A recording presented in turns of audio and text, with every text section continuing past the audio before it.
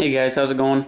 I just wanted to give a little bit of an update on the Brush-hog that I got converted over from PTO power to hydraulic power for the skid steer. I did get a chance to test it out, and it works really good. I'm very pleased with how this turned out. I think that this Brush-hog now works even better than when I had it on the 3-point adapter for the skid steer. So I think we freed up some power by doing it this way. So I'll probably end up selling that 3-point adapter for skid steers, the Terra 3-point adapter. It's a decent unit and it works pretty good, but if you've got some welding skills and some knowledge, then you can kind of do it this way, and I think this here works out better.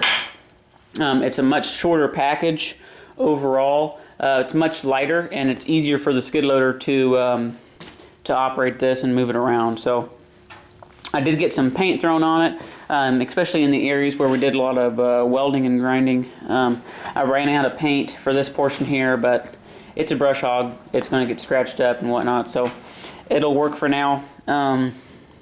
This control valve, or the pressure regulator, that's what I would call it, comes from the factory set at 2,000 psi, and this motor here is rated for 2,500 psi, so I could still get even more power out of this by adjusting this, and I might do that to see if we can gain anything out of it. But everything turned out pretty nice. Got these all plumbed up. I ran my local supply store out of the half-inch NPT fittings for hydraulic hoses. So they ran out, and I actually had to go to a different store and get some hoses made there too. So just make sure that you guys might tell your local supply store, hey, I'm going to be doing this. Have plenty of fittings on hand, because I went through a fair number of them.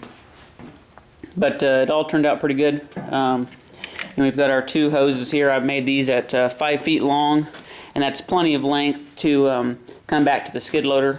So that worked out pretty good. Could probably go a little bit shorter on those. Into the control valve, these are 1-inch hoses, or 1-foot hoses rather, sorry. 1-foot hoses, and then 1-foot hoses after the check valve. And you're going to need this, especially on a brush hog type unit, for once you let off of the power, if you want to shut it down. This check valve allows the brush hog to spin down and spool and dissipate its power. Without this check valve in there and you let off the power, your motor is going to come to an abrupt stop, and so is this gearbox, and that's not going to be good. So you'll need one of these check valves. This will allow it to slowly rotate down, just like it would on if it was hooked up to your tractor or whatnot. So really happy with how this all turned out. I still need to make a some type of guard for this area, just for safety reasons. But other than that, this project is pretty well wrapped up, and I'm really happy with how it's all turned out.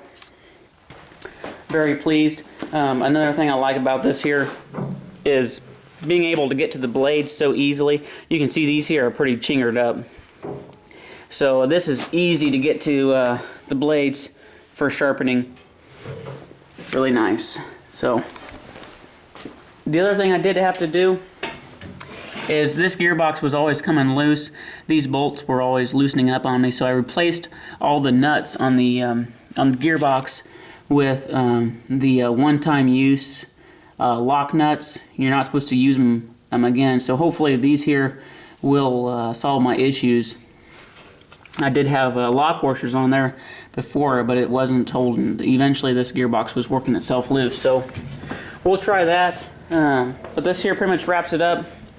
Thrown some paint on there, ran out. It looks like crap, but it'll keep it from rusting. So